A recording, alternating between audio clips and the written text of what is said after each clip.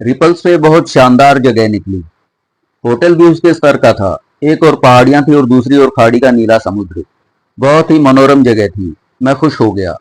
वांग ने मुझे जो कमरा दिखाया था उसका रुख खाड़ी की ओर था। वो पैकार्ड भी मेरे पास ही छोड़ गया था। मैंने आते ही पूछताछ का सिलसिला आरंभ कर दिया। मैंने टेलीफोन डायरेक्टरी देखी, फिर रिसेप्शन क्लर्क से हरमन के बारे में पूछताछ की, परंतु दोनों ही जगह निराशा हाथ लगी। हरमन का नाम ना तो डायरेक्टरी में दर्ज था और ना ही रिसेप्शन क्लर्क उसके बारे में कुछ जानता था। मैंने होटल पोर्टर से भी पूछा, परंतु उसने भी नकारात्मक उत्तर दिया। फिर मैंने पूछा कि खाड़ी में प्राइवेट हार्बर और प्राइवेट बोट वाला वो विला किसका था, जिसकी सीढ़ियां सीधे समुद्र में उतरती थी। आपका आशय शायद मिस्टर फिनलैंड फॉन वाले विला से है सर, वो कुछ सोचता हुआ बोला। उसमें आजकल मिस्टर एन राइट और उनकी बहन रहती है। वे लोग अमेरिकन हैं। बाद में उस शाम को मैं स्विमिंग कॉस्ट्यूम पहनकर बीच पर आया। मैंने एक किश्ती किराए पर ली और उस पर सारे समुद्र तट का चक्कर लगाया। लिन फान का विला मैंने बड़ी आसानी से पहचान लिया। मैं अपनी किश्ती उससे 200-300 गज दूर तक ले आया। ये बात स्पष्ट थी कि अगर लीला का कथन सत्य था कि हरमन जेफरसन ने वो विला किराए पर लिया था, तो उसने एकाएक निश्चय ही ढेरों रुपया कमा लिया होगा। लेकिन क्या वास्तव में हरमन ने वो विला किराए पर लिया था? कहीं जोएन ने ही तो लीला से झूठ नहीं बोला था? अपनी सहेलियों पर रोक डालने के लिए ऐसे झूठ पत्नियां अक्सर बोल ही देती हैं। एकाएक मुझे विला के ऊपर की एक खिड़की में 2 प्रकाश बिंदु चमकते दिखाई दिए। निश्चय ही विला में से कोई दूरबीन की सहायता से मुझे देख रहा था। दूरबीन के शीशों पर सूरज की रोशनी प्रतिबिंबित हो रही थी। मैंने अपनी बोट फिर खेनी शुरू कर दी। विला के समीप से एक कश्ती गुजरते समय मैंने विला की ओर देखा। 2 प्रकाश बिंदु अभी भी मुझ पर केंद्रित थे। मैं टूरिस्ट सा दिखने का प्रयत्न करता रहा। मैं मन ही मन सोचे जा रहा था कि कौन है ऐसा व्यक्ति जो मुझ में दिलचस्पी ले रहा था। मैं अपने होटल वापस लौट आया। अगले दिन 10 बजे मैं फिर बीच पर पहुंचा। मैं कुछ देर तक तैरता रहा और फिर तट पर आकर रेत में लेट गया। थोड़ी देर के लिए मैंने सारी चिंताएं और समस्याएं अपने मस्तिष्क से झटक दी। घंटा भर में यूं ही वहां लेटा ऊँगता रहा। फिर एकाएक मुझे लगा जैसे कोई मेरे पास आ खड़ा हुआ था। मैंने आंखें खोली। वो लंबे ऊंचे कद की एक खूबसूरत लड़की थी। वो बिकनी पहने हुए थी और बीच पर मौजूद हर आदमी की आंखों का केंद्र बिंदु बनी हुई थी। वो मेरे पास आकर खड़ी नहीं हुई थी, बल्कि मेरे समीप से गुजरी थी। वो सीधी समुद्र में दाखिल हो गई और फिर तैरने लगी। तैरती हुई वो समुद्र में काफी दूर निकल गई। वहां एक राफ्ट तैर रहा था। लड़की राफ्ट पर चढ़ गई और अपने पैर पानी में लटका कर बैठ गई। ना जाने क्यों एकाएक मेरा मन उसके सामीप्य के लिए लालायित होने लगा। मैं पानी में कूद गया और तैरता हुआ राफ्ट के समीप जा पहुंचा। उस समय वो राफ्ट पर लेटी हुई थी। हेलो, मैं बोला। अगर तन्हाई में दखलंदाजी नागवार होती हो तो मैं वापस लौट जाऊं। वो कुछ क्षण मुझे गौर से देखती रही। फिर वो मुस्कुराई और बोली, मैं तो अकेली बोर फील कर रही थी। कौन हो तुम? इस इलाके में पहली ही बार देखा है तुम्हें। शायद अभी हाल ही में आए लगते हो। मैं बोला, मेरा नाम नेल्सन रियान है। अभी हाल ही में आया हूं। मेरे नाम का एक एडमिरल हुआ करता था। मेरा बाप उससे बहुत प्रभावित था, इसीलिए उसने मेरा नाम भी नेल्सन रख दिया था। मेरा नाम स्टेला एन राइट है, वो मादक स्वर में बोली। मैं यहीं रहती हूँ। मुझे नए नए लोगों से मिलना जुलना बहुत अच्छा लगता है। हांगकांग में काफी अरसा रहोगे तुम? मैं मन ही मन अपनी तकदीर पर खुश होने लगा। इत्तेफाक से ही मेरी मुलाकात लिन फान के विला के मौजूद किराएदार की बहन से हो गई थी। फिर मुझे विला की खिड़की से चमकते हुए प्रकाश बिंदुओं का ख्याल आया। शायद ये मुलाकात इत्तेफाक से नहीं हुई थी। शायद जानबूझकर इस मुलाकात का माहौल पैदा किया गया था। काश मैं काफी अरसा यहाँ रह पाता, मैं बोला। मैं तो मुश्किल से 1 सप्ताह तक ही रह पाऊंगा। तुम सौभाग्यशाली हो जो इतनी शानदार जगह पर रहती हो। मैं राफ्ट पर चढ़ गया। मैंने उसे एक सिगरेट दी, एक खुद ली और फिर दोनों सिगरेट सुलगा दिए। लेकिन मौसम अच्छा होता है वहां, वो बोली। गर्मियां अच्छी नहीं होती यहाँ की। मेरा भाई हांगकांग पर एक किताब लिख रहा है। मैं घर की देखभाल करती हूँ। तुम तो होटल में रह रहे हो ना? हाँ, तुम्हारा तो यहाँ घर होगा। हमने एक विला किराए पर लिया हुआ है। किसी चीनी गैम्बलर का है। लिन फान का? हाँ, वो हैरान होती हुई बोली। तुम्हें कैसे मालूम? मैंने जिक्र सुना है। मैं एक क्षण हिचकिचाया, फिर बोला, लेकिन मेरा तो ख्याल था कि वो विला हरमन जेफरसन ने किराए पर लिया हुआ था। उसकी हैरानी और ज्यादा बढ़ गई। हरमन जेफरसन? तुम जानते हो उसे? वो भी संयोगवश मेरे ही शहर का रहने वाला है। तुम जानती हो उसे? पर वो तो मर चुका है, कार एक्सीडेंट में मारा गया था। सुना तो मैंने भी ऐसा ही है। तुम जानती हो उसको? मेरा भाई हीरो लगता था उसको। एक दो बार मैं भी उससे मिली हूँ। अच्छा, तो तुम दोनों एक ही शहर के रहने वाले हो? हैरी ये जानकर बहुत खुश होगा। बेचारा हरमन तो बड़ी बुरी मौत मरा। उसकी बीवी पर तो बहुत ही मुश्किलें आई होंगी। तुम उसकी बीवी को भी जानती थी? हाँ, वो बोली। मैंने उसे देखा था। खूबसूरत लड़की थी। बिरले ही चीनी लड़की उस जैसी खूबसूरत होती हैं। यही वजह थी कि हरमन उस पर मर मिटा था। उसका हुस्न तो था ही पुरुषों को पागल बना देने वाला। वो हरमन की लाश लेकर अमेरिका गई थी। अब तो वो शायद अमेरिका में ही रहेगी। आखिरकार हरमन का बाप एक अमेरिकन करोड़पति है। वो अपने बेटे की पत्नी का पूरा पूरा ख्याल रखेगा। मैं बड़ी मुश्किल से उसे ये बताने की इच्छा को रोक पाया कि जो एन मर चुकी थी। कोई कह रहा था कि हरमन ने बहुत पैसा कमा लिया था, इसीलिए उसने अपनी पत्नी को छोड़ दिया था और आकर इस विला को किराए पर ले लिया था। अजीब बात है। कौन कह रहा था? क्या वो सच नहीं है? नहीं तो? सच तो क्या, एकदम बेहूदी बात है। हरमन तो... वो ठिठकी और फिर कंधे झटकती हुई बोली। ईमानदारी की बात यह है कि हरमन कोई अच्छा आदमी नहीं था। मुझे तो वो बिल्कुल पसंद नहीं था। हर कोई कहता था कि वो अपनी चीनी बीवी की कमाई पर रहता था। वो तो लिन पान का विला किराए पर लेने का सपना तक भी नहीं देख सकता था। ये सोचना भी जहालत है कि उसने लिन पान का विला किराए पर लिया था। तुमसे किसने कहा था वो सब? तभी एक मोटरबोट के इंजन की आवाज से वातावरण गूंज उठा। मैंने देखा मोटरबोट बड़ी तेज गति से हमारी ओर आ रही थी। हैरी आ रहा है, वो बोली और स्वयं को संतुलित करती हुई उठ खड़ी हुई। मोटरबोट की दिशा में हाथ हिलाया। मोटरबोट पर एक खूबसूरत आदमी सवार था। वो स्टेला की ओर देखकर हंसा। सोचा तुम्हें ले चलूं, लंच का समय हो रहा है, वो बोला। फिर उसने प्रश्न सूचक दृष्टि से मेरी ओर देखते हुए स्टेला से पूछा, तुम्हारा बॉयफ्रेंड कौन है? ये नेल्सन रियान है, वो बोली। ये हरमन जेफरसन को खूब जानता है। फिर वो मेरी ओर मुड़ी। ये मेरा भाई हैरी है। हमने एक दूसरे का अभिवादन किया। अच्छा, हैरी बोला, तुम हरमन को जानते थे? अभी रहोगे यहाँ? हाँ, मैं बोला, ज्यादा से ज्यादा एक हफ्ता। सुनो, वो बोला, अगर आज रात तुम्हें कोई विशेष काम ना हो तो डिनर के लिए हमारे विला में आ जाओ। मैं तुम्हें मोटर बोट पर ले जाऊंगा। विला में पहुंचने का यही तरीका है। बोलो, क्या कहते हो? मुझे आपका निमंत्रण स्वीकार करके बहुत खुशी होगी, मैं बोला, पर मैं आपको मोटर बोट पर लेने आने की तकलीफ नहीं देना चाहता। कोई तकलीफ नहीं। 8 बजे बीच पर मिल जाना, तुम्हें लेने आ जाऊंगा। डिनर के बाद फिर नौका की सैर करेंगे। रात को समुद्र में घूमने में बड़ा आनंद आता है। फिर वो स्टेला की ओर मुड़ा और बोला, चल रही हो? वो मोटर बोट पर सवार हो गई। फिर वो मेरी ओर घूमी और मीठी आवाज में बोली, डिनर पर मुलाकात होगी। मोटर बोट फिर समुद्र में दौड़ गई। मैं पानी में पैर लटकाकर बैठ गया।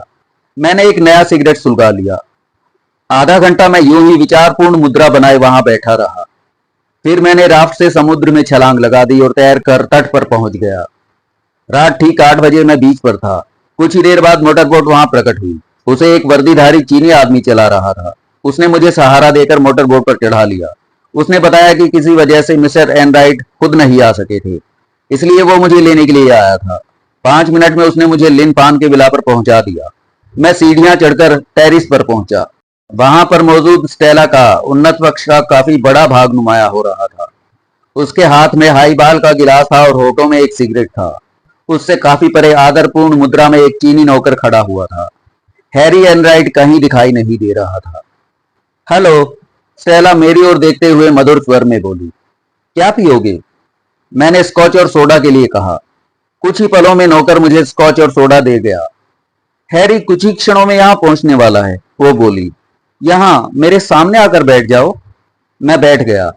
मैंने एक प्रशंसापूर्ण निगाह आसपास बिखरे ऐश्वर्य पर दौड़ाई। फिर बोला, बड़ी शानदार जगह है। बस किस्मत से ही मिल गई, वो बोली। हम भी कुछ ही हफ्तों से हैं यहाँ। इससे पहले हम कोलून में एक फ्लैट में रहते थे, लेकिन ये जगह उससे कहीं ज्यादा अच्छी है। हालांकि जगह वो भी ज्यादा बुरी नहीं थी, पर इसके मुकाबले में घटिया थी। तुम्हारे यहाँ पहुंचने से पहले कौन रहता था इस विला में? शायद कोई नहीं, वो बोली। इसके मालिक ने हाल ही में उसे किराए पर उठाने का निश्चय किया था। अब वो मकाओ में रहता है। तभी हैरी एनराइट ने टेरेस पर कदम रखा। उसने मुझसे हाथ मिलाया और मेरे सामने वाली कुर्सी पर बैठ गया। एक चीनी नौकर उसके लिए हाई बॉल विस्की का जाम सर्व कर गया। कुछ देर तक औपचारिकतापूर्ण बातें होती रही। फिर हैरी ने पूछा, क्या किसी बिजनेस के सिलसिले में आना हुआ है यहाँ? नहीं, मैं बोला। मैं यहाँ छुट्टियां मनाने आया हूँ। हफ्ते 10 दिन की छुट्टियां थी। सोचा यहीं क्यों ना बिताऊं। हांगकांग का आकर्षण खींच लाया। ये जगह है ही ऐसी। मैं तो हांगकांग का दीवाना हूँ। स्टेला बता रही थी कि तुम पैसाडोना सिटी से आए हो। तुम हरमन जेफरसन को भी खूब अच्छी तरह से जानते हो। मैं तो हरमन के पिता को ज्यादा अच्छी तरह से जानता हूँ, मैं बोला। बेचारा बूढ़ा हरमन के बारे में बहुत चिंतित रहता है। जब उसे खबर लगी थी कि मैं हांगकांग जा रहा हूँ तो उसने मुझसे कहा था कि मैं यहाँ हरमन के बारे में पूछताछ करूँ। अच्छा, कैसी पूछताछ? उसके स्वर में आश्चर्य का पुट था। हरमन पिछले 5 वर्ष से यहाँ रह रहा था। वो अपने पिता को कभी कभार ही पत्र लिखता था। उसके पिता को उसकी यहाँ की जिंदगी के बारे में तनिक सी भी जानकारी नहीं थी। ये सुनकर उसे बहुत बड़ा झटका लगा था कि हरमन एक चीनी लड़की से शादी कर रहा था। अच्छा, अब हरमन का पिता महसूस करता है कि अपने बेटे की जिंदगी में उसने उसके लिए कुछ नहीं किया। क्या आपको अंदाजा है कि हरमन यहाँ अपनी रोजी रोटी कमाने के लिए क्या करता था? मेरे ख्याल से तो वो कुछ भी नहीं करता था, हैरी धीरे से बोला। सच पूछो तो वो बड़ा ही रहस्यपूर्ण आदमी था। हालांकि मुझे तो वो अच्छा लगता था, लेकिन लोग उसके बारे में कोई अच्छी राय नहीं रखते थे। स्टेला को तो उसकी सूरत से भी नफरत थी। इतना बड़ा चढ़ाकर मत कहो, स्टेला बोली। नफरत वाली कोई बात नहीं थी, बस मुझे इस टाइप के लोग पसंद नहीं हैं। हैरी हंसा। शायद अंगूर खट्टे थे। मुझे हैरी के स्वर में व्यंग का पुट महसूस हुआ। बहरहाल मुझे पसंद था वो आदमी, वो बोला। तुम भी तो अनैतिक आदमी हो, वो हैरी की ओर देखती हुई बोली। तुम्हें तो अपने जैसा हर आदमी पसंद आता है। ये वार्तालाप कुछ और आगे चलता, लेकिन तभी चीनी नौकर ने आकर घोषणा की कि डिनर तैयार है। हम तीनों उठ खड़े हुए और लाउंज पर आ गए। खाना चीनी ढंग का था और बहुत स्वादिष्ट बना था।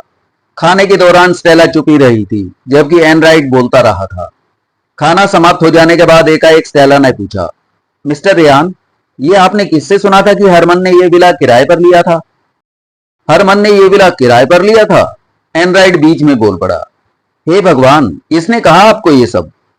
एक चीनी लड़की ने कहा था, मैं बोला। मैं उससे सेलेस्टियल एम्पायर होटल में मिला था। वहीं जेफरसन रहा करता था। उस लड़की ने क्यों कही ऐसी अजीब बात? स्टेला बोली। शायद वो मजाक कर रही हो, मैं कंधे उचकाकर बोला। पहले कुछ क्षणों में मुझे ऐसा लग रहा था जैसे कोई मेरी निगरानी कर रहा हो। मैंने कमरे में चारों ओर निगाह दौड़ाई। मैंने उससे हरमन के बारे में पूछा था। शायद उसने अपनी जानकारी की अच्छी कीमत वसूल करने के लिए मुझसे झूठ बोल दिया हो, मैं बोला। एनराइट ने सहमति में सिर हिलाया। मेरे सामने एक विशाल दर्पण लगा हुआ था। उसमें बाहर की लॉबी प्रतिबिंबित हो रही थी। मुझे शीशे में लॉबी में खड़े एक चीनी का प्रतिबिंब दिखाई दिया। वो यूरोपियन ढंग का परिधान पहने हुए था और बड़े गौर से मुझे देख रहा था। एक सेकंड के लिए शीशे में मेरी आंखें उसकी आंखों से मिली। फिर वो पीछे हटकर लॉबी के अंधेरे में गुम हो गया। मेरी रीढ़ में ठंडक की एक तेज लहर दौड़ गई। उस चीनी की यहाँ मौजूदगी का अवश्य ही कोई भयानक अर्थ था। बड़ी कठिनाई से मैं अपने मन के भाव अपने चेहरे तक लाने में रोक पाया। चीनियों की आदत होती है, एनराइट बोले जा रहा था। वो हमेशा अपनी पसंद की बात करने की कोशिश करेंगे। चीनी लड़कियों से ज्यादा झूठ दुनिया में कोई नहीं बोल सकता। अरे छोड़ो भी अब, आओ टेरेस पर चलते हैं, स्टेला उठती हुई बोली। आप ब्रांडी लेंगे मिस्टर रियान? मैंने इनकार में सिर हिलाया। हम तीनों टेरेस पर आ गए। चंद्रमा निकला हुआ था और उसकी किरणें सागर की लहरों के साथ अटखेलियां कर रही थी। जरा मुझे फोन करना है, एनराइट बोला। मैं अभी हाजिर होता हूं। वो चला गया। स्टेला ने मेरी बाहों में अपनी बाहें डाल दी। हम रेलिंग के पास आ गए। एक लिहाज से हरमन की बीवी खुशकिस्मत रही, स्टेला बोली। हरमन का बाप उसे बड़े सुख से रखेगा। सुना है वो बहुत रईस आदमी है। लेकिन उसका पति तो चल बसा, मैं बोला। मैं अभी तक ये फैसला नहीं कर पाया था कि मुझे जोएन की मौत का जिक्र उससे करना चाहिए या नहीं। अच्छा हुआ हरमन मर गया, स्टेला बोली। अब लड़की के पास अच्छा पैसा होगा और वो अमेरिका में है। काश मैं वापस न्यूयॉर्क जा सकती। उसने एक गहरी सांस ली। तुम न्यूयॉर्क की रहने वाली हो? मैंने पूछा। हाँ, 1 साल हो गया वहां से निकले। घर की बहुत याद आती है मुझे। वापस नहीं जा सकती क्या तुम? तुम्हारा यहाँ रहना जरूरी है। उसने कुछ कहने के लिए मुंह खोलना चाहा, लेकिन फिर कुछ सोचकर चुप हो गई। काफी देर चुप रहने के बाद वो बोली। रहना तो जरूरी नहीं, लेकिन मैं और मेरा भाई इतना अरसा इकट्ठे रह चुके हैं कि अब उसके साथ रहना मेरी आदत बन गई है। फिर उसने दूर पहाड़ी की ओर संकेत किया और बोली, चंद्रमा की रोशनी में ये पहाड़ी कितनी सुंदर लगती है। मैंने महसूस किया कि वो जानबूझकर दिशा को दूसरी ओर बदल रही थी। पता नहीं इसकी क्या वजह थी। हम दोनों काफी देर तक सामने की दृश्यावलियों की बातें करते रहे। तभी एनराइट वापस आ गया। आओ चलें, वो बोला। मोटरबोट निकालते हैं, समुद्र की सैर करेंगे। एवर्डीन देखना चाहोगे मिस्टर रेयान? मछुआरों का गांव है, बड़ी बढ़िया जगह है। जरूर, मैं बोला। हम सीढ़ियां उतरकर मोटरबोट के पास पहुंचे। एनराइट स्टेयरिंग व्हील के पीछे बैठ गया। हम दोनों उसके पीछे बैठ गए।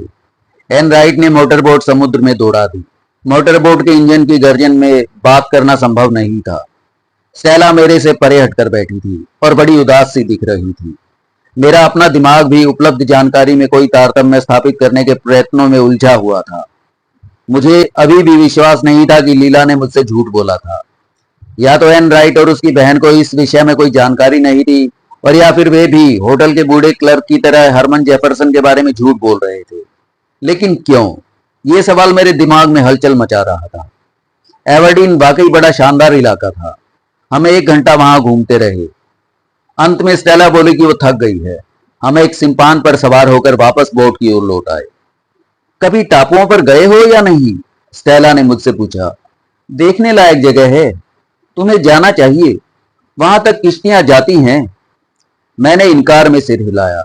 अभी तो नहीं गया मैं कल सिल्वर माइन वे जा रही हूं, वो बोली। अगर कुछ काम ना हो तो तुम भी चलो। मुझे वहां कुछ काम है। जब तक मैं अपने काम से निपटूं तुम झरना देखना। वापसी में हम इकट्ठे आ जाएंगे।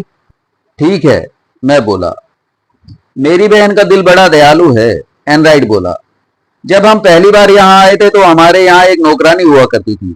वो बूढ़ी थी और हम उससे बड़ा स्नेह रखते थे। बाद में हमने उसे काम से अलग कर दिया था। अब वो सिल्वर माइन वे पर रहती है।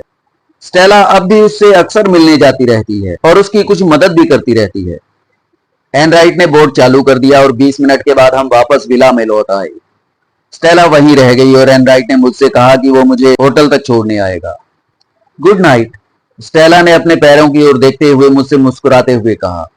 किश्ती 2 बजे जाती है, मैं तुम्हें पायर पर मिलूंगी। मैंने उसका शुक्रिया अदा किया। वो अभिवादन के अंदाज से हाथ हिलाती हुई विला की सीढ़ियां चढ़ गई। एनराइट ने फिर से मोटरबोट का थ्रोटल खोल दिया और मोटरबोट शोर मचाती हुई होटल की दिशा में बढ़ गई। उसने मुझे किनारे पर उतार दिया। आप कब जा रहे हैं? वो मुझसे बोला।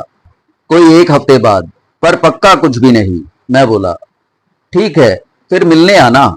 आपसे मिलकर वाकई खुशी हुई है। हमने हाथ मिलाए। मोटरबोट समुद्र की छाती पर दौड़ गई। मैं धीरे धीरे होटल की ओर बढ़ा। मेरी आंखों में अभी भी उस चीनी की सूरत घूम रही थी जिसका प्रतिबिंब मैंने शीशे में देखा था। मेरा दिल रह रहकर पुकार रहा था कि उसकी वजह से शीघ्र ही मुझ पर कोई आफत नाजिल होने वाली थी। दूसरे दिन सुबह मैं अमेरिकी काउंसिल के दफ्तर में पहुंचा और उसके 3rd सेक्रेटरी से मुलाकात की। उससे मिलने में शायद मुझे कठिनाई पैदा हो सकती थी, पर बूढ़े जेफरसन के नाम ने उस पर जादू का सा काम किया। बूढ़े जेफरसन का हवाला देते ही वो झटपट मुझसे मिला। 3rd सेक्रेटरी एक मोटा सा अधेड़ आदमी था जो सूरत से ही राजनीतिबाज नजर आता था। उसने मेरा कार्ड पढ़ा और फिर बड़े अनिश्चयपूर्ण स्वर में कहा, नेल्सन रियान, प्राइवेट जासूस, मैं आपकी क्या सेवा कर सकता हूं? मैं जे विल्बर जेफरसन के लिए काम कर रहा हूं, मैं बोला। मैं उसके बेटे हरमन जेफरसन के बारे में तफ्तीश कर रहा हूं, जो यहाँ 17 दिन पहले एक रोड एक्सीडेंट में मारा गया था। फिर वो हांगकांग का स्थायी रहने वाला था। इसका मतलब है कि उसको यहाँ अपना नाम रजिस्टर करवाना पड़ा होगा। ठीक है, क्या आप मुझे उसका आखिरी पता बता सकते हैं? उसकी आंखें थोड़ी संकुचित हो गई।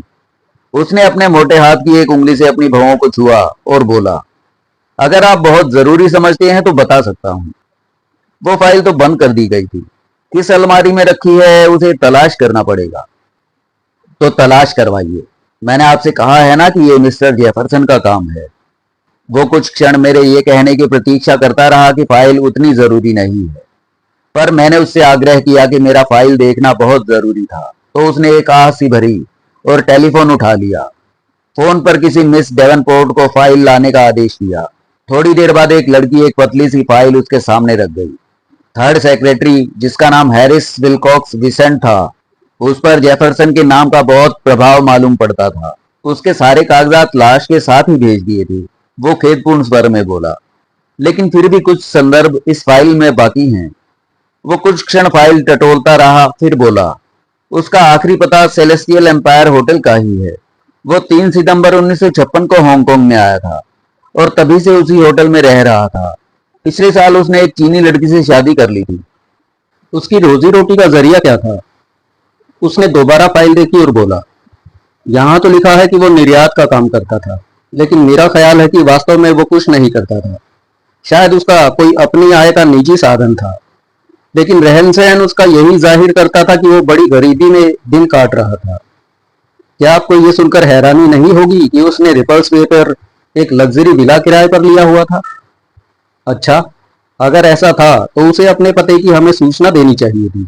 तुम्हें पक्का पता है कौन सा विला लिया था उसने किराए पर? लिन पान का विला। ओ नो मिस्टर यान, वो विला मेरा देखा हुआ है। जेफरसन ऐसी जगह का किराया हरगिज अफोर्ड नहीं कर सकता था। इंग्लिश करेंसी में उसका किराया 400 पाउंड प्रति माह है। इस वक्त उस विला का किराएदार हैरी एन राइट है, जो अपनी बहन के साथ वहां रहता है। हाँ, ये ठीक है।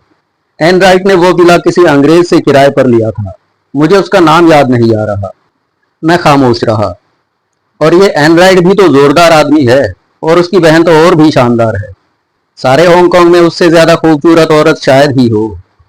मैंने सुना है कि एन राइट के आने से पहले विला खाली था। ओ नो, पहले वहां कोई अंग्रेज रहता था। मैं कभी मिला ही नहीं उससे। जेफरसन ने चीनी लड़की से क्या वास्तव में ही शादी की थी? ऑफ कोर्स, यही शादी हुई थी उनकी। मेरे पास मैरिज सर्टिफिकेट की प्रतिलिपि भी है उनकी। जरा दिखाइए तो। उसने फिर टेलीफोन किया। मुझे लड़की अच्छी तरह से याद है, वो बोला। बहुत खूबसूरत थी। हरमन की लाश के साथ यहां से रवानगी का सारा इंतजाम मैंने ही करवाया था। बड़ा बुरा हुआ बेचारी के साथ। मुझे उससे हमदर्दी है। मिस डेवनपोर्ट उसे मैरिज सर्टिफिकेट दे गई। सेक्रेटरी ने सर्टिफिकेट मुझे थमा दिया। मैंने सर्टिफिकेट देखा।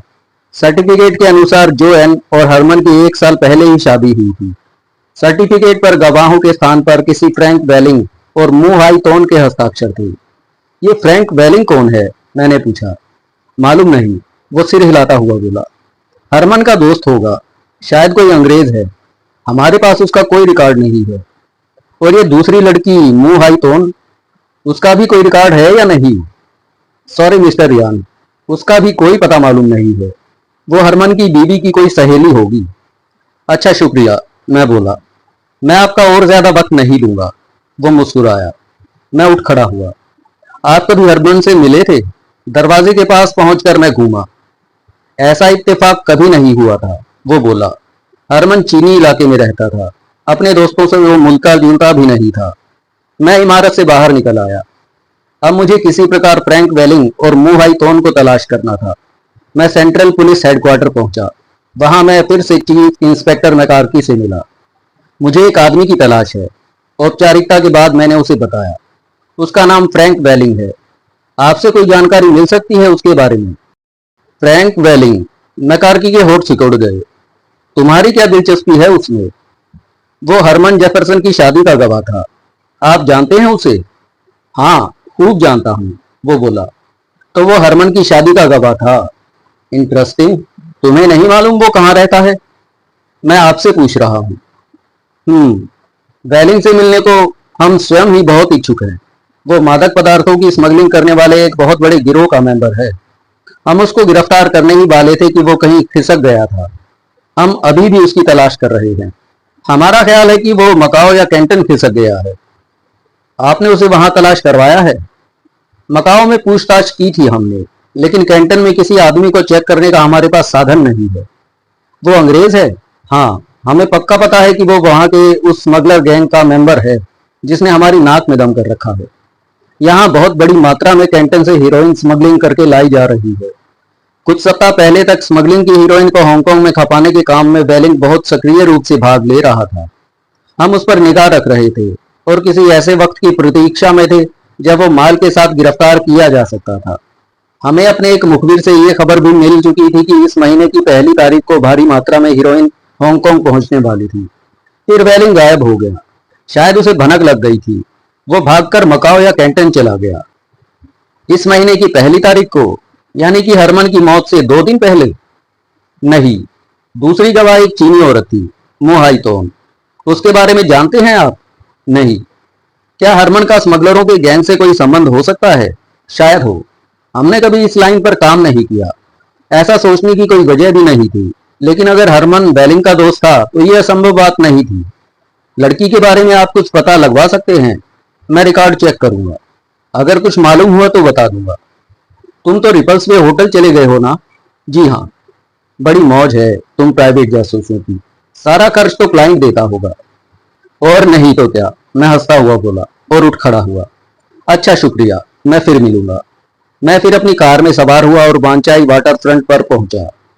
मैं उस बार में पहुंचा जहां वो चीनी उस्तादिनी मिली थी, जिसने मेरे साथ एक गिलास दूध पिया था। बार खाली पड़ा था। 2 चीनी वेटर बार के पीछे खड़े बात कर रहे थे। उन्होंने मुझे पहचान लिया। गुड मॉर्निंग सर, एक बोला। आपको फिर यहां देखकर बहुत खुशी हुई। जाम तैयार करूं या खाना खाइएगा? कोका कोला और रम दो। वो मुझे धन्यवाद बोला और मेरा ऑर्डर सर्व करने के लिए चला गया। आधे घंटे बाद मुझे वहां मादाम के दर्शन हुए। मैंने उसे हाथ से इशारा किया। वो मेरे पास चली आई। उसने मुझसे हाथ मिलाया और सामने बैठ गई। तुमसे दोबारा मिलकर खुशी हुई, वो बोली।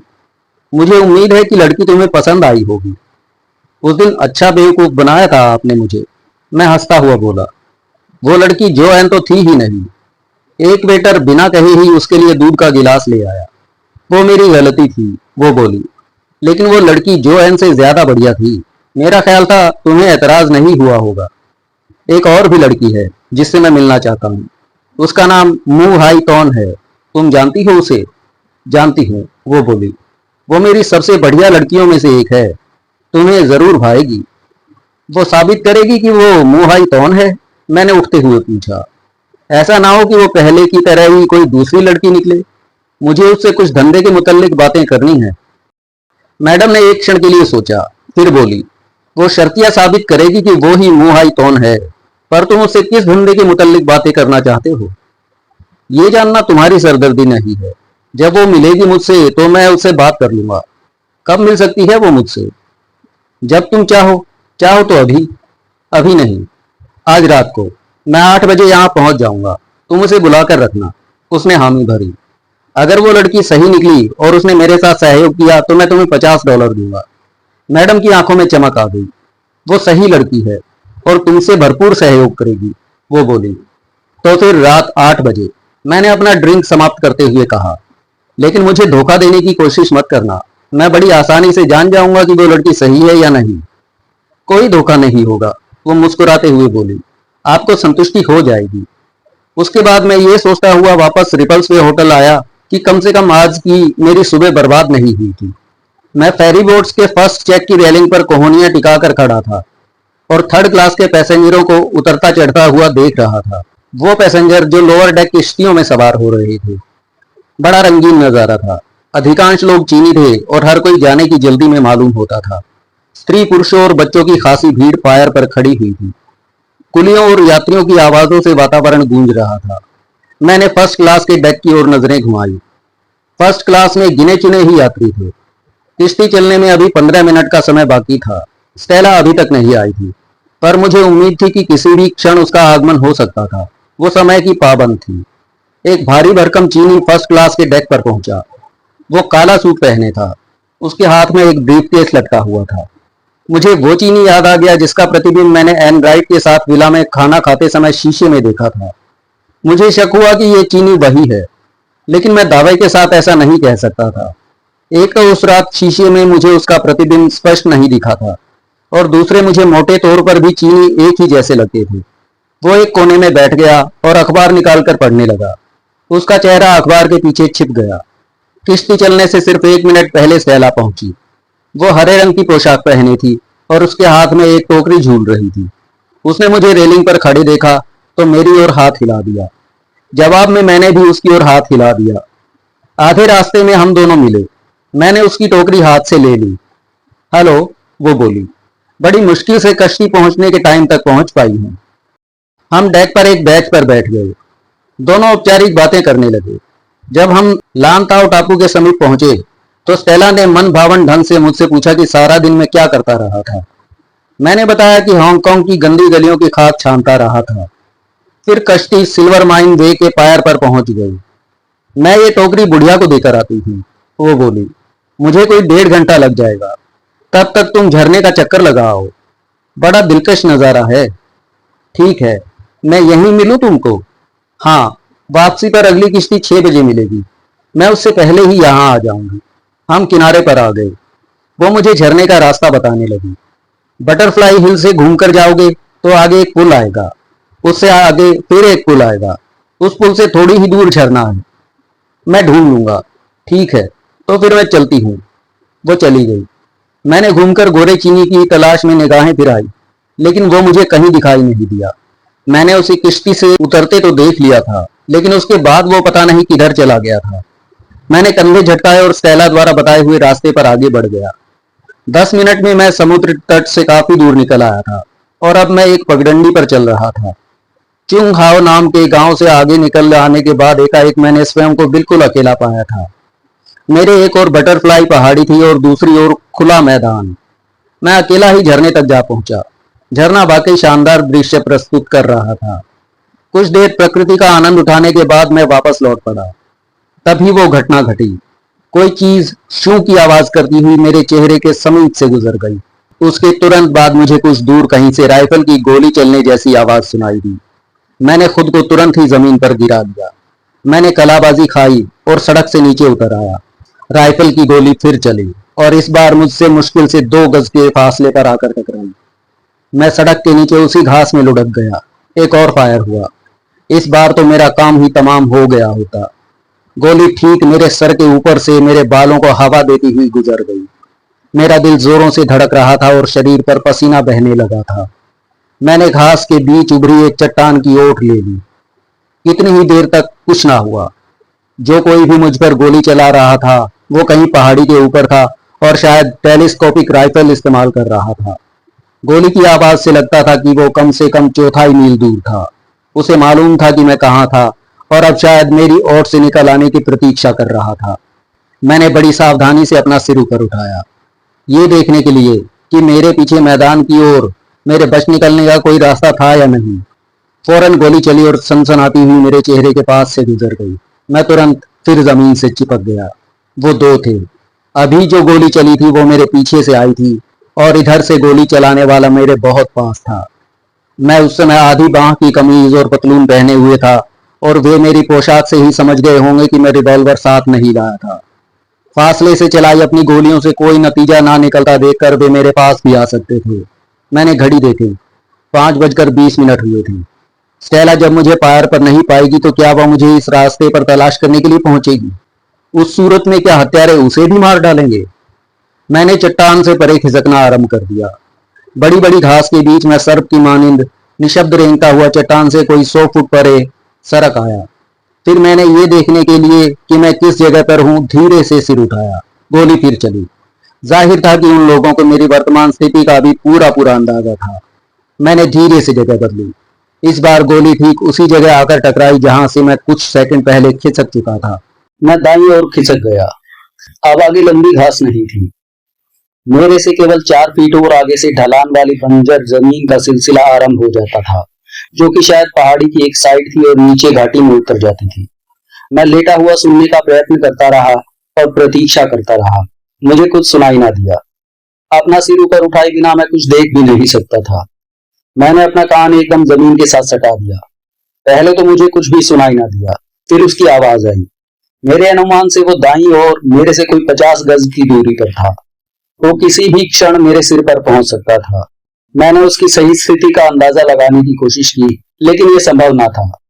कम से कम मुझे ये मालूम था कि वो किस दिशा से मेरी ओर बढ़ रहा था। मैं ज्यादा देर तक वहां इसी हालत में पड़ा नहीं रह सकता था। इसीलिए मैंने 1 मिनट और इंतजार किया और फिर अपने स्थान से उठा। दूर कहीं गोली चली। मैं एक लाइन में भागने के स्थान पर आड़ा तिरछा होकर भागा। मुझे अपने सामने घास में हरकत होती दिखाई दी। मैं उसी ओर झपटा। नीला सूट पहने एक चीनी घास में से उठ खड़ा हुआ और मुझे देखकर हंसा। उसके हाथ में एक खुला हुआ चाकू चमक रहा था। मैंने उसे व्यवस्थित होने का मौका नहीं दिया और फौरन ही उस पर छलांग लगा दी। मेरे दाएं हाथ का लक्ष्य उसका चाकू वाला हाथ था और बाएं हाथ का लक्ष्य उसका गला। मैंने अपने कंधे से उसकी छाती पर प्रहार किया। वो धड़ाम से घास में उछलता हुआ जमीन पर जा गिरा। मैंने एक हाथ से उसकी चाकू वाली कलाई और दूसरे हाथ से उसका गला थाम लिया। अपने खाली हाथ की उंगलियां उसने मेरी आंखों में घुसेड़ देने की कोशिश की, लेकिन मैंने अपना सिर उसके चेहरे पर दे मारा। उसके मुंह से कराह निकली। उसका और मेरा कोई मुकाबला नहीं था। मैं वजन और ताकत दोनों में उससे दोगुना था। मैंने चाकू उसके हाथ से झटक दिया और अपने दोनों हाथ उसकी गर्दन के साथ लपेट लिए, पर मेरे भार के दबाव से दबा हुआ नीचे पड़ा वो तड़पने लगा। लेकिन मैं उसका गला तब तक दबाता रहा जब तक कि उसकी आंखें उलट ना गईं। उसके हाथ पांव ढीले पड़ते पाकर मैं उससे अलग हट गया। कुछ मिनटों बाद चीनी के शरीर में हरकत हुई। मैंने उसे जबरदस्ती कुड़ू करके बैठा दिया और खुद को उसकी ओट में कर लिया। उसकी ओट में से दूसरे हत्यारे को तलाश करने का प्रयत्न करने लगा। एक फायर हुआ।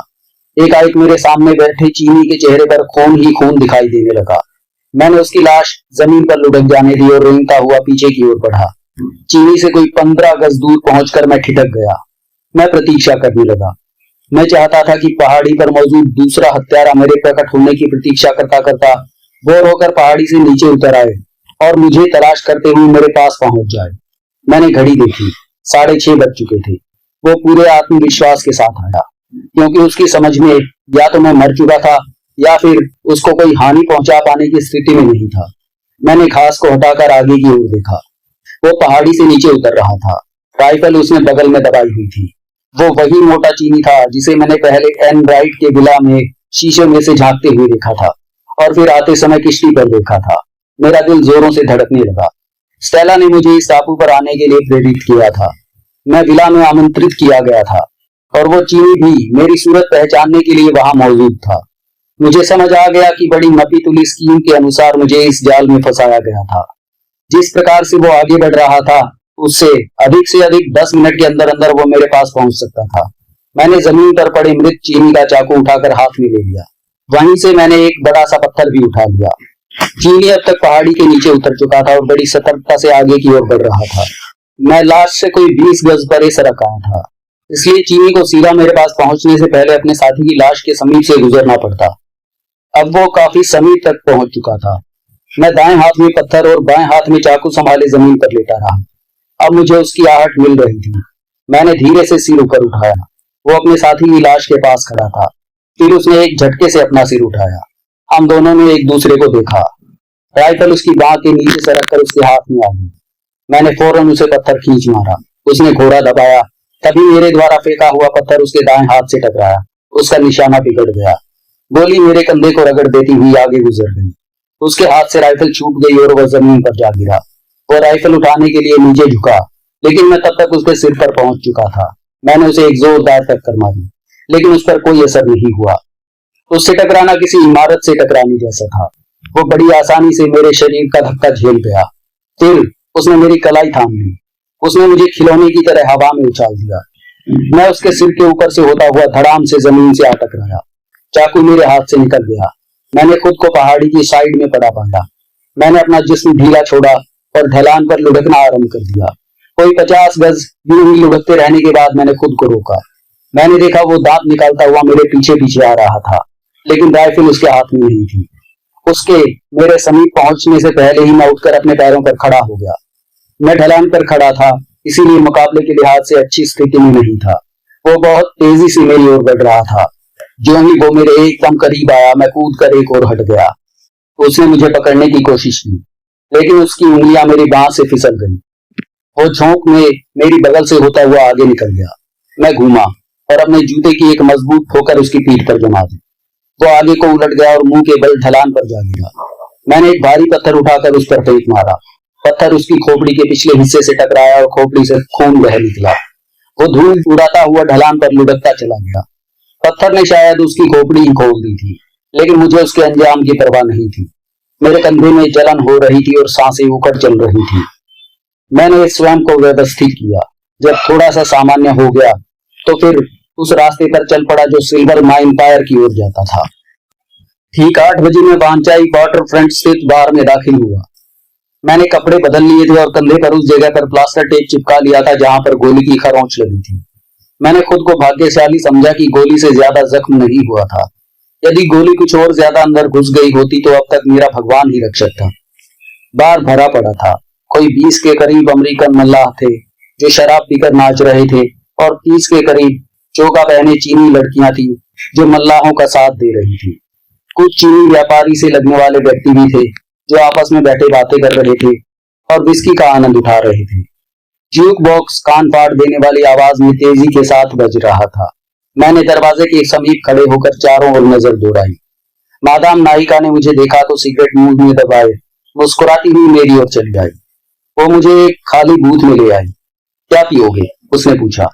स्कॉच। और आप? मैं तुम्हारे लिए स्कॉच लाती हूँ। वो चली गई। 5 मिनट बाद एक वेटर मेरी मेज पर स्कॉच और सोडा रख गया। मैं इंतजार करता रहा। कोई 10 मिनट बाद मादाम वापस लौटी और मेरे सामने बैठ गई। वो चिंतित दिखाई दे रही थी। मुंह हाई तौन तुम्हें मिलेगी, वो बोली, लेकिन यहाँ नहीं, तुम्हें उसके फ्लैट पर जाना होगा। फिर कोई नया जाल, मैंने मन ही मन सोचा। लेकिन इस बार मैं भी तैयार होकर आया था। मेरे सूट के नीचे शोल्डर होल्स्टर में मेरी 38 कैलिबर की पुलिस स्पेशल मौजूद थी। फ्लैट कहाँ है उसका? ज़्यादा दूर नहीं है, मैं टैक्सी बुलवा देती हूँ। मैंने हिचकते हुए हामी भर दी। ठीक है, लेकिन मुझे मालूम कैसे होगा कि वो सही लड़की है? उसके पास उसके कागजात हैं, वो तुम्हें कागजात दिखा देगी कि वो सही लड़की है। अभी जाऊँ? श्योर, वो इंतज़ार ही कर रही होगी तुम्हारा। मैंने पैग समाप्त किया और उठकर खड़ा हो गया। तुम्हें $50 मैं तभी दूंगा जब मुझे विश्वास हो जाएगा कि वो सही लड़की है। ठीक है, मैं टैक्सी बुलाती हूँ। वो चली गई। कुछ मिनट बाद वो वापस लौटी। टैक्सी आ गई है, वो बोली। ड्राइवर को मालूम है कि कहाँ जाना है। लड़की का फ्लैट सबसे ऊपर की मंजिल पर है। तुम्हें ढूंढने में कोई परेशानी नहीं होगी। 5 मिनट में टैक्सी ड्राइवर ने मुझे चीनी इलाके की एक इमारत के सामने पहुंचा दिया। उस इमारत के नीचे एक जौहरी की दुकान थी। ड्राइवर ने साइड के एक दरवाजे की ओर संकेत किया। मैंने टैक्सी का बिल चुकाया और फुटपाथ पर तब तक खड़ा रहा जब तक कि टैक्सी मेरी आंखों से ओझल ना हो गई। फिर मैं साइड के दरवाजे से भीतर घुसा। आगे कुछ सीढ़ियाँ थीं। उसके बाद मुझे लिफ्ट दिखाई दी। लिफ्ट द्वारा मैं सबसे ऊपर की मंजिल पर पहुंचा। सामने एक लाल रंग का दरवाज़ा था। घंटी बजाने से पहले मैंने शोल्डर होल्स्टर में रखी रिवॉल्वर ढीली कर ली। दरवाज़ा खुला। चीनी लड़की ने प्रश्न सूचक निगाहों से मेरी ओर देखा। वह एक लंबी पतली सी खूबसूरत लड़की थी। मेरा नाम रियान है, मैं बोला। मादाम ने तुम्हें मेरे बारे में बताया होगा। वो मुस्कुराई। बताया था, वो बोली। तशरीफ़ लाइए। मैं एक बड़ी खूबसूरती से सजे बड़े से कमरे में आ गया। तुम मुहाई तौन हो? मैंने पूछा। हाँ, वो बोली। उसने दरवाज़ा बंद कर लिया और मेरे सामने आकर एक कुर्सी पर बैठ गई। कोई सबूत? मेरे कागजात। उसने मुझे कागजात दिखाए। मैंने उसका आइडेंटिटी कार्ड देखा। उसके अनुसार वो 5 साल पहले हांगकांग पहुंची थी। उम्र 23 साल थी और पेशे के स्थान पर डांसर लिखा हुआ था। मैंने शांति की सांस ली। तुम हरमन जेफरसन को जानती थी? हाँ, जानती थी, लेकिन 2 हफ्ते पहले उसकी तो मौत हो चुकी है। मुझे पता है, मैं बोला। फिर पूछा, उसकी बीवी को भी जानती थी तुम? हाँ, मैं उसकी शादी की गवाह बनी थी। तुम्हें ये पता है कि जेफरसन रोज़ी रोटी कमाने के लिए क्या करता था? पहले आप ये बताइए, वो बोली। कितने सवाल क्यों पूछ रहे हैं और आप वास्तव में हैं कौन? मैं हरमन के पिता की ओर से सवाल पूछ रहा हूँ। वो जानना चाहता है कि उसका बेटा किस हाल में यहाँ रहता था। क्यों जानना चाहता है? ये मुझे मालूम नहीं। वो मुझे जानकारी हासिल करने की कीमत अदा कर रहा है, इसीलिए मैं कोशिश कर रहा हूँ। जो जानकारी मुझे तुमसे हासिल होगी, मैं तुम्हें भी उसकी कीमत अदा करने को तैयार हूँ। क्या दोगे? ये तो इस जानकारी पर निर्भर करता है कि तुमसे मुझे क्या जानकारी हासिल होगी। तुम जानना चाहते हो कि वो रोज़ी रोटी कमाने के लिए यहाँ क्या काम करता था? तो सुनो, वो कुछ नहीं करता था। जो एन कमाती थी, उसे पैसे दे देती थी। तुम लीला नाम की किसी लड़की को जानती हो? हाँ, जानती हूँ। वो जो एन के साथ रहती थी। लीला ने मुझे बताया था कि हरमन ने रिपल्स वे पर एक लग्जरी विला किराए पर लिया था। उसने ज़ोर से अट्टहास किया। मिस्टर, वो बोली, उसकी तो सेलेस्टियल एम्पायर होटल के कमरे का बिल अदा कर पाने की भी हैसियत नहीं थी। मैंने सुना है वो मादक पदार्थों की स्मगलिंग का धंधा करता था। इस सवाल की उस पर तुरंत प्रतिक्रिया हुई। उसके होंठों से मुस्कुराहट गायब हो गई। उसने घूर कर मुझे देखा, फिर स्वयं को संभाल लिया। मैं मादक पदार्थों की स्मगलिंग के धंधे के बारे में कुछ नहीं जानती, वो बोली। मैंने कब कहा कि तुम जानती हो? मैंने तो तुमसे ये पूछा है कि क्या तुमने कभी सुना था कि हरमन कैंटन से हांगकांग में हेरोइन स्मगल करके लाने का काम किया करता था? नहीं। फ्रैंक वेलिंग को तो जानती हो? सिर्फ एक बार ही मिली थी मैं उससे, हरमन की शादी के मौके पर। वो दोस्त था हरमन का? हाँ शायद। मैं उसके बारे में ख़ास कुछ नहीं जानती। मैंने सुना है कि शादी के बाद हरमन ने अपनी बीवी को छोड़ दिया था और रिपल्स वे वाला लग्जरी विला किराए पर ले लिया था। उसने बेचैनी से पहलू बदला।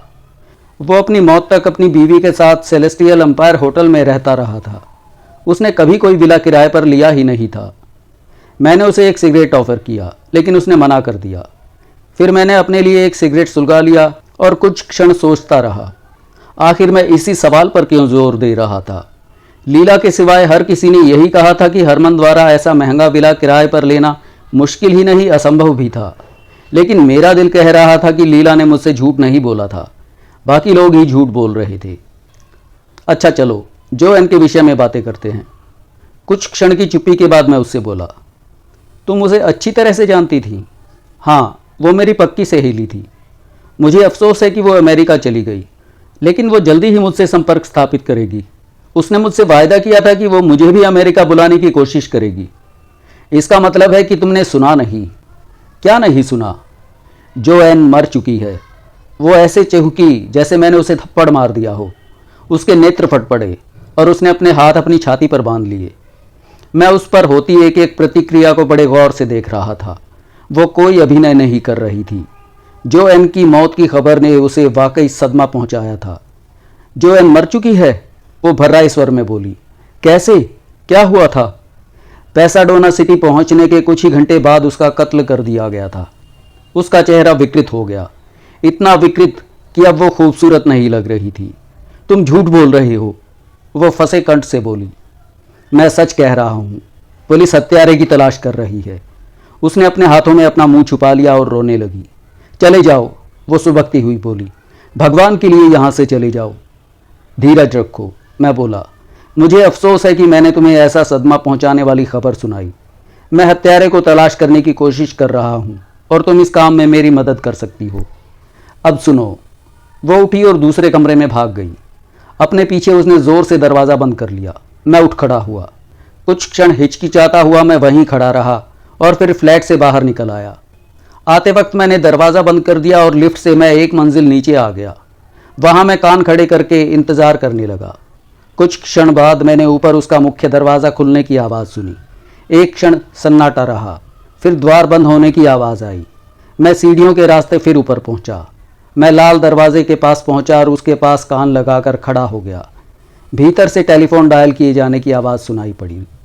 फिर बोलने की आवाज़ आई। वो धीमा बोल रही थी कि ये समझ नहीं आ रहा था कि वो क्या कह रही थी। कुछ देर बाद रिसीवर क्रेडल पर रखे जाने की आवाज़ आई। मैं दबे पांव निचली मंजिल तक सीढ़ियां उतर गया। वहां से मैं लिफ्ट पर चढ़कर ग्राउंड फ्लोर पर आ गया। भीड़ भरी सड़क पार करके मैं एक दुकान में घुस गया। वो कैमरों की दुकान थी। मैं कैमरा देखने लगा, लेकिन वास्तव में मेरी निगाह मुंह हाई तोन वाली इमारत पर ही थी। मुझे उम्मीद थी कि लड़की अभी बाहर निकलेगी और कहीं जाएगी, लेकिन जब 10 मिनट गुजर गए और मुझे लड़की के दर्शन नहीं हुए तो मेरी उम्मीद टूटने लगी। अंत में जब हारकर मैं वहाँ से जाने वाला था तो वो इमारत से निकली। अगर मैं पूरी सावधानी से उस पर निगाह ना रखे होता तो शायद मैं उसे पहचान ही ना पाता। वो अपनी चीनी ढंग की ऐसी उत्तेजक पोशाक पहने हुए थी जैसे आमतौर पर चीनी किसान पहना करते हैं। वो तेज़ तेज़ कदमों से वाटर फ्रंट की ओर चल दी। मैं भी दुकान से निकलकर उसके पीछे चल दिया। भीड़ में उसका पीछा करना कोई मुश्किल काम नहीं था। वो टैक्सी स्टैंड पर पहुंची और एक टैक्सी में सवार हो गई। टैक्सी स्टैंड से निकलकर ट्रैफिक में आ गई। मैं भी लपक कर एक टैक्सी पर सवार हुआ। ये मेरा सौभाग्य था कि उस टैक्सी का ड्राइवर थोड़ी बहुत इंग्लिश जानता था। मैंने उसे एक $20 का नोट दिया और उसे अगली टैक्सी का पीछा करने को कहा। ड्राइवर ने खुशी खुशी हामी भर दी और अपनी टैक्सी अगली टैक्सी के पीछे लगा दी। मुहाइतोन स्टार फेरी स्टेशन पर टैक्सी से उतरी। मैंने भी टैक्सी छोड़ दी। वो फेरी के तीसरे दर्जे में सवार हुई और मैं पहले में। फेरी कोलोन की ओर के पार पर आकर लगी। वो फेरी से उतरी और एक रिक्शे पर सवार हो गई। मैं पहले ही रिक्शे के पीछे चल दिया। एक पतली सी गली के आगे वो रिक्शे से उतरी। वो गली मजदूर पेशा चीनी लोगों से भरी पड़ी थी। उस गली को पार करके वो एक अन्य पतली सी गली में दाखिल हो गई। वो गली मुझे मालूम थी, 4 दीवारी से घिरे पुराने कोलून शहर में जाती थी। हांगकांग का वो भाग वास्तव में लाल चीन का अधिकृत इलाका था। किसी ज़माने में ब्रिटिश अधिकारियों को इस इलाके में कदम रखने की इजाज़त नहीं थी और वह इलाका अपराधियों और नशेड़ियों की पनाहगाह बन गया था। लेकिन अब वहाँ माहौल इतना बिगड़ गया था कि पुलिस वहाँ नियमित रूप से गश्त लगाती थी। लाल चीन की सरकार की ओर से ब्रिटिश पुलिस के इस एक्शन का कभी विरोध नहीं हुआ था, लेकिन फिर भी वो जगह किसी यूरोपियन के जाने लायक नहीं थी। मैं उसके पीछे चलता रहा। अब उसका छिपकर पीछा नहीं किया जा सकता था। गलियां बहुत तंग थीं और वहां ज़्यादा लोग भी नहीं थे। अगर वो एक बार भी घूमकर पीछे की ओर देखती तो उसकी निगाह सीधी मुझ पर पड़ती, लेकिन उसने घूमकर नहीं देखा। मैं अपने और उसके बीच कोई 100 गज़ का फासला रखते हुए चलता रहा। रास्ते में मैले कुचैले चीनी मुझे हैरानी से घूरते थे और फिर इस तरह मुझसे परे हट जाते थे जैसे मैं कोई अछूत था। आखिर में वो एक दरवाजे के पास आकर रुकी। एक क्षण वो ठिठकी, फिर दरवाज़ा खोलकर भीतर प्रविष्ट हो गई। गली में कितने ही चीनी मौजूद थे। सब के सब अपनी गंदी आंखों से मुझे घूर रहे थे। मैंने भी उस दरवाजे को धकेला जिसके भीतर अभी लड़की दाखिल हुई थी। अपने सामने मुझे सीढ़ियाँ दिखाई दीं। मैं भीतर घुस गया और अपने पीछे दरवाज़ा बंद कर लिया। मैं कान लगाकर सुनने लगा। ऊपर कहीं से एक जनानी आवाज़ आ रही थी। मैंने होल्स्टर में रिवॉल्वर ढीली कर दी और फिर दबे पांव सीढ़ियाँ चढ़ने लगा। ऊपर मुझे अपने सामने एक दरवाज़ा दिखाई दिया। मेरे दाईं ओर एक और भी दरवाज़ा था। मैं ठिठक गया। भीतर से एक आदमी की आवाज़ सुनाई दी, सुन हरामजादी, अगर तू मुझसे झूठ बोल रही है तो मैं तेरा खून कर दूंगा। बोलने का लहजा साफ साफ अमेरिकन था। उसने यही कहा था। मुंह हाई टोन का तीव्र स्वर सुनाई दिया। उसने कहा था कि पैसाडोना सिटी में कदम रखने के कुछ ही घंटे बाद उसका कत्ल कर दिया गया था। तभी मुझे अपने पीछे एक शांत स्वर सुनाई दिया, हिलना नहीं मिस्टर रियान। आवाज़ मुझे जानी पहचानी लगी। मैं ठिठका खड़ा रहा। दरवाज़ा खोलो और भीतर घुस चलो, मेरे हाथ में रिवॉल्वर है। मैंने आज्ञा का पालन किया। वो एक मैला कुचैला कमरा था। भीतर 2 आदमी मौजूद थे। एक मुंह हाई तौन थी, एक दूसरा दुबला पतला सा चीनी पोशाक पहने आदमी था। पहले तो मैं उसे भी एक चीनी ही समझा था, लेकिन गौर से देखने पर मुझे महसूस हुआ कि वो चीनी यूरोपियन था। मुझे देखते ही मुंह हाई तौन के मुंह से एक भयपूर्ण चीख निकल गई। वो आदमी घूमा और उसने लड़की के मुंह पर एक जोर का झापड़ रसीद कर दिया। कुतिया, वो गरजा, तू उसे यहाँ तक ले आई? दफा हो जा मेरी आंखों के सामने से। मैं कमरे में और आगे बढ़ गया। अब मैंने सिर घुमाकर अपने पीछे मौजूद आदमी की ओर देखा। वो मेरा इंग्लिश स्पीकिंग गाइड वांग होप हो था। वो मेरी तरफ देखकर बड़े खेदपूर्ण ढंग से मुस्कुराया। उसके दाएं हाथ में 35 कैलिबर की एक बोल्ट रिवॉल्वर थी जिसका निशाना मेरी रीढ़ की हड्डी थी। उसने दरवाज़ा बंद कर दिया और उसके साथ पीठ लगाकर खड़ा हो गया। मैंने यूरोपियन पर निगाह दौड़ाई। वो भूखा और बीमार लग रहा था। उसकी दाढ़ी बढ़ी हुई थी और लगता था जैसे वो अरसे से नहाया नहीं था। इसकी तलाशी लो, इसके पास रिवॉल्वर हो सकती है, वो बोला। वांग ने अपनी गन मेरी रीढ़ की हड्डी में चुभाई। उसने अपने बाएं हाथ से मेरी जेबों की तलाशी ली। उसने मेरी गन निकाल ली और मेरा लक्ष्य बना के अलग खड़ा हो गया। मेरा मन कह रहा था कि मेरे सामने खड़ा आदमी फ्रैंक वेलिंग के सिवाय और कोई नहीं हो सकता था। तुम वेलिंग हो? मैंने पूछा। अगर हो तो मैं तुम्हें ही तलाश कर रहा था। ओके, वो बोला, तुमने तलाश कर लिया है मुझे, लेकिन इससे तुम्हें फ़ायदा पहुंचने वाला नहीं है। मैंने वांग की तरफ देखा। वो पूर्ववत चेहरे पर खेदपूर्ण मुस्कुराहट लिए मुझे देखता रहा। तुमने खूब धोखा दिया मुझे, मैं बोला। तुम तो एयरपोर्ट पर मौजूद ही मेरे इंतज़ार में थे। मुझे इतनी लापरवाही नहीं दिखानी चाहिए थी। तुम्हें बताया किसने था कि मैं हांगकांग आ रहा हूँ? वो हंसा। बस बता दिया किसी ने। मिस्टर रियान, तुम्हें हांगकांग नहीं आना चाहिए था। अब तो आ ही गया हूँ। तुम चाहते क्या हो? वेलिंग ने पूछा। मैं ये पता लगाने की कोशिश कर रहा हूँ कि जो एन जेफरसन का कत्ल क्यों हुआ, इसीलिए मैं हांगकांग आया हूँ। क्या यह सच है कि वो मर चुकी है? हाँ। उसने अपनी मटमैली उंगलियां अपने गंदे उलझे बालों में फिराई। उसके जबड़े कस गए और एक पतली सी लकीर में परिवर्तित हो गए। क्या हुआ था? वो बोला। कत्ल की क्या कहानी है? मैंने उसे बताया कि कैसे मुझे बेवकूफ़ बनाया गया था और मेरे ही दफ्तर में जोएन की लाश मिली थी। फिर कैसे बूढ़े जेफरसन ने जोएन के हत्यारे को तलाश करने के लिए मुझे नियुक्त किया था? वेलिंग बोला, पुलिस क्या कर रही है? क्या वो हत्यारे की तलाश नहीं कर सकती? पुलिस के हाथ कुछ नहीं लग रहा, मेरे हाथ भी कुछ नहीं लग रहा, इसीलिए तो मैं तुम्हें तलाश कर रहा था। तुमने ये कैसे सोच लिया कि इस मामले में मैं तुम्हारी कोई सहायता कर सकता हूँ? मुझे घूरता हुआ वो बोला। उसके सफ़ेद चेहरे पर पसीना बह निकला था। वो काफ़ी डरा हुआ और कुछ भी कर डालने के लिए उतारू लग रहा था। तुम मुझे हरमन के बारे में जानकारी दे सकते हो? मैं बोला, क्या उसका तुम्हारे वाले स्मगलरों के गैंग से कोई संबंध था? मैं हरमन के बारे में कुछ नहीं जानता और तुम भी टांग अड़ानी बंद कर दो। अब दफ़ा हो जाओ। हरमन मर चुका है, उसे मरा ही रहने दो। चलो निकलो। मुझे सावधान रहना चाहिए था, लेकिन मैं सावधान नहीं था और इसकी सज़ा मुझे तुरंत भुगतनी पड़ी। मैंने वेलिंग को अपने पीछे खड़े वांग की ओर इशारा करते देखा। मैं घूमा। वांग ने रिवॉल्वर की नाल से मेरे पेट पर प्रहार किया। जैसे ही मैं पीड़ा से बिलबिलाता हुआ आगे की ओर झुका, उसने रिवॉल्वर का दस्ता मेरी खोपड़ी पर दे मारा। मैंने खुद को नीम बेहोशी में जाते जाते चुपचाप कहते सुना, फ्रैंक अंग्रेज़ है ना? उत्तर में मुझे जो आवाज़ सुनाई दी चीफ इंस्पेक्टर मैकार्की जैसी थी। हाँ, वो अंग्रेज़ है, लेकिन मुझे जिस आदमी ने अपना नाम फ्रैंक वेलिंग बताया था उसका लहजा साफ साफ अमेरिकन था। क्या ये संभव है कि कोई अंग्रेज़ अमेरिकन लहजे में इंग्लिश बोलना सीख जाए? मुझे तो ये संभव नहीं लग रहा था। मेरी खोपड़ी में एकाएक दर्द की तेज़ लहर उठी। ख्यालों का ताना बाना टूट गया। मैंने आंखें खोली। मुझे कुछ भी दिखाई नहीं दिया। वहाँ एकदम घुप अंधेरा था, लेकिन फिर भी मुझे अनुभव हो रहा था कि मैं अभी भी उसी कमरे में था जहाँ वांग ने मुझ पर प्रहार किया था। मैं धीरे से उठ बैठा। मैंने अपनी खोपड़ी को उस स्थान पर टटोला जहाँ अंडे जितना बड़ा गुमड़ निकल आया था। फिर मैं उठ खड़ा हुआ। लंगड़ाता हुआ मैं उस दिशा में बढ़ा जिधर दरवाज़ा था। मैंने दरवाजे का हैंडल घुमाकर धक्का दिया। दरवाज़ा खुल गया। बाहर हल्की सी रोशनी जल रही थी, लेकिन उससे भी मेरी आंखें चौंधिया गईं। नीचे गली से लोगों की बातें करने की आवाज़ें आ रही थीं। मैंने घड़ी देखी। आधी रात के 5 मिनट बाद का वक्त था। इसका मतलब यह था कि मैं कोई आधा घंटा बेहोश रहा था। इतने वक्त में वेलिंग और अन्य लोग वहाँ से खिसक गए थे। मैं सीढ़ियों की ओर बढ़ा। तभी सीढ़ियों पर से किसी के आने की आहट मिली। फिर मैंने किसी को अपना नाम लेकर पुकारते हुए सुना। मैंने शोल्डर होल्स्टर टटोला। मेरी रिवॉल्वर वहाँ थी, लेकिन उन लोगों ने उसकी गोलियाँ निकाल ली थीं। एक शक्तिशाली टॉर्च की रोशनी मेरे चेहरे पर पड़ी। यहाँ क्या कर रहे हो? मुझे एक जानी पहचानी आवाज़ सुनाई दी। खोपड़ी सहला रहा हूँ, मैं बोला। मेरे सामने सार्जेंट हैमिश खड़ा था। उसके साथ एक चीनी पुलिस अधिकारी था। तुम यहाँ आते देखे गए थे, हैमिश बोला। सोचा देख आऊँ क्या माजरा है।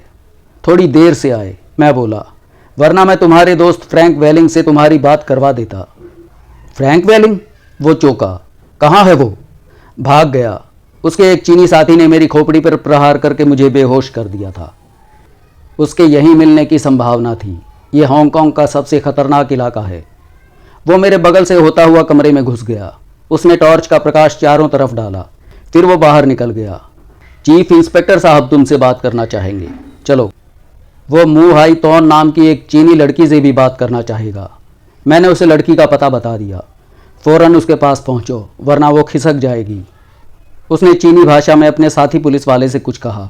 वो तुरंत सीढ़ियाँ उतर गया। आओ, वो मुझसे बोला। हम दोनों नीचे उतर आए। आधे घंटे बाद मैं चीफ इंस्पेक्टर मैकार्की के दफ्तर में उसके सामने बैठा था। सार्जेंट हैमिश ने उसे सोते से जगाया था, इसीलिए वो चिड़चिड़ा रहा था। हम दोनों चाय पी रहे थे। सार्जेंट हैमिश दीवार के साथ टेक लगाए खड़ा रहा। सिल्वर माइन वे पर हुए हादसे के अलावा मैंने उसे वेलिंग के खिसक जाने तक की सारी दास्तान कह सुनाई। अंत में वो बोला, तुम्हें मेरे पास आना चाहिए था मिस्टर रियान। मैं चुप रहा। तभी फ़ोन की घंटी बजी। उसने रिसीवर उठाया। कुछ क्षण वो सुनता रहा, फिर बोला, तुम निगरानी रखो, लड़की मेरे पास पहुंचनी ही चाहिए। उसने रिसीवर रख दिया। वो मेरी ओर घूमा। लड़की अपने फ्लैट पर वापस नहीं लौटी है। मैंने उसके फ्लैट की निगरानी करने के लिए आदमी नियुक्त कर दिए हैं। मैं सोच रहा था कि कहीं उसकी तलाश भी उसकी लाश की बरामदगी पर आकर ही ख़त्म ना हो। तुम्हारे पास फ्रैंक वेलिंग की कोई तस्वीर है? मैंने पूछा। मुझे शक है कि वो आदमी वेलिंग नहीं था, वो कोई अमेरिकन था। मैकार्की ने अपने दराज से एक मोटी फाइल निकाली। उस फाइल में से उसने एक तस्वीर निकालकर मेरे सामने उछाल दी। मैंने तस्वीर देखी। मेरा दिल धड़कने लगा। ये उसी तस्वीर की प्रतिलिपि थी जो जैनेट वेस्ट ने मुझे दी थी और जो जैनेट वेस्ट के अनुसार हरमन जेफरसन की तस्वीर थी। तुम्हें पूरा विश्वास है कि ये वेलिंग है? मैंने पूछा। ये पुलिस फोटोग्राफ है मिस्टर। जब हम वेलिंग को गिरफ्तार करने की कोशिश कर रहे थे तब उन दिनों हमने इस तस्वीर की कई प्रतिलिपियां न्यूज़ एजेंसियों और अखबारों के दफ्तरों को भेजी थी। ये वेलिंग की ही तस्वीर है, लेकिन ये उस आदमी की तस्वीर नहीं है जिसने मुझसे फ्रैंक वेलिंग कहकर बातचीत की थी। मैकार्की की आंखें सिकुड़ गईं। उसने चाय का एक घूंट पिया, फिर सिगार जलाने लगा। उसके चेहरे पर मेरे प्रति नागवारी के भाव उभर रहे थे। तो फिर वो आदमी कौन था जिसने तुमसे बात की थी?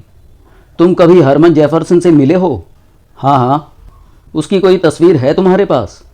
नहीं, वो अमेरिकन नागरिक था। हमें उसकी तस्वीर का क्या करना था? उसका हुलिया बता सकते हो? पतला जिस्म, तीखे नैन नक्श, रेत के रंग के गंजेपन की ओर बढ़ते हुए बाल। मैकार के निश्चय भरे स्वर में बोला, ये तो तुम उस आदमी का हुलिया बयान कर रहे हो जिससे मैं पुराने कोलून में मिला था और जिसने मुझे अपना नाम फ्रैंक वेलिंग बताया था। कुछ क्षण चुप्पी रही, फिर मैकार की गंभीर स्वर में बोला, लेकिन जेफरसन तो मर चुका है।